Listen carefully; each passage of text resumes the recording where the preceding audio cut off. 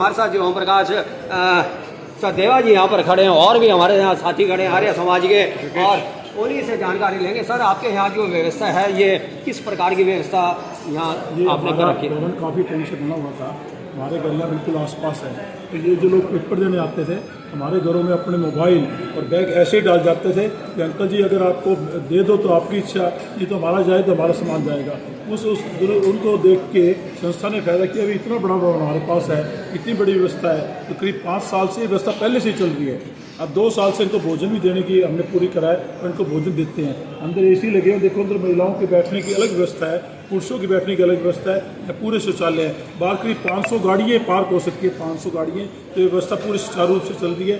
आसपास के जनवासी वो भी सहयोग इसमें करते हैं और बाकी भी दानी लोग सहयोग करते हैं। आने वाले भी अपना कुछ न कुछ सहयोग करके जाते हैं और उन्हीं के सहयोग से सारा प्रोविजन चल रहा है। सरकार से हमारे को कोई ऐसी मदद नहीं मिलती। अगर कोई थोड़ी बहुत मदद ले तो हम और भी इसको आगे बढ़ाने का प्रयास करेंगे। ओम प्रकाश जी, आप बताएं कि जैसे कि अभी प्रशासनिक अधिकारियों की एक यहाँ पर मीटिंग हुई थी और भारतीय जनता पार्टी के पदाधिकारियों ने भी यहाँ पर एक मीटिंग करी थी, उसके अंदर आप लोगों से सभी से सहयोग मांगा गया था, तो क्या उसी के अनुरूप हो रहा है?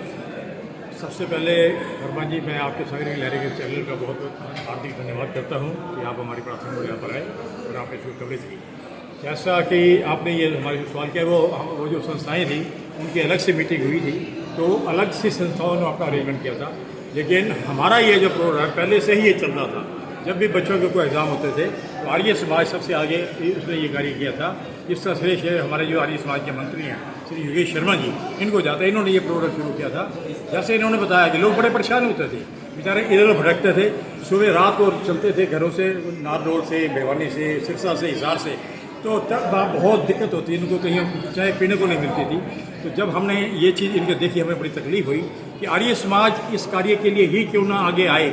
तो हमने सबसे पहले ये काम यहाँ शुरू किया था। जब बच्चे अपने एग्ज़ाम देने के लिए यहाँ आते थे तो उनको यहाँ हर किस्म की सुविधा मिलती थी। उनको हम उनके बैग, मोबाइल वगैरह जो जितने भी सिस्टम उनका जो था उनको रखते थे और उनके मतलब व्यवस्था करते थे कि हर प्रकार से उनको सहूलत मिले। और उन्होंने इसी को बड़ा अप्रिशिएट किया। और वो उसके बाद हमने ये भी प्रयास किया कि क्योंकि बेचारे इतने दूर से आते हैं, फिर उनके खाने की व्यवस्था किए थे। अब जैसे कि ये कल 2 दिन से ये प्रोग्राम चला सारे हरियाणा के अंदर, ये बहुत बड़ा प्रोजेक्ट था। इसके अंदर लगभग 13-13.5 लाख बच्चों ने एग्जाम देने जाना था। इसी तरह सरकार की तरफ से लोगों की जो धार्मिक संस्थाओं ने किया, हमने अपने प्लेटफार्म के ऊपर जो है कल लगभग जो है यहाँ पर 700 बंदे, यानी कि 300 कुछ तो जो थे कैंडिडेट थे जिन्होंने एग्ज़ाम दिया, और 300 को हमने उनके सारे सामान रखे और 300 के साथ किसी का 2, किसी से 3, किसी का 1 आदमी के साथ था, लगभग 700 से ज़्यादा आदमियों ने उनकी सेवा कर पाए। ये हमारे लिए बड़े सौभाग्य की बात है।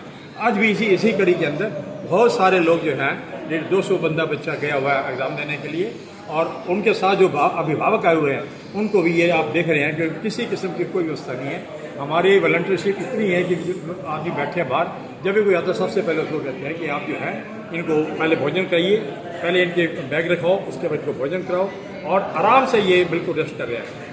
जो पुरुष लोग हैं, जो बच्चा हैं, उनको यहाँ बिठाया हुआ है। और महिलाओं के लिए स्पेशल हमने वहाँ पर यशशाला किया। हम याद रखें, यशशाला जो है किसी को नहीं देते, लेकिन हमने उनको उनके देखते हुए उनको वो सहूलियत दे दी है। लेडीज वहाँ बैठे आराम से एसी चला रखे हैं, तो बड़े रेस्ट कर रहे हैं। और उसके बाद जो है हम आपका पुनः ये धन्यवाद करते हैं कि हम हमारा आर्य समाज इस कार्य के लिए कुछ सेवा कर पाया। इसके लिए हमारे सभी आर्य समाज की जो टीम है वो इसके लिए जो है ना वो धन्यवाद के पात्र है, और विशेष के हमारे प्रधान जी और मंत्री, धन्यवाद। तो जैसे कि आपको बताएं कि अभी हमने आपको यहाँ रूबरू कराया, आर्य समाज के जो यहाँ पदाधिकारी उनसे आपको रूबरू कराया। आपको एक नई जानकारी, जैसे कि अभी इन्होंने बताया सचदेवा जी ने, लेकिन हमें भी इस बात का इल्म पहले से है कि यज्ञशालाएँ जो है वह आमतौर पर किसी के लिए ठहरने के लिए नहीं खोली जाती, लेकिन आज जो है इस मौके को देखते हुए परिस्थितियों के अनुसार जो है आर्य समाज ने अपनी उसकी जो परंपरा थी उसको भी दरकिनार करके लोगों की भलाई के लिए जो है यहाँ खोल दिए।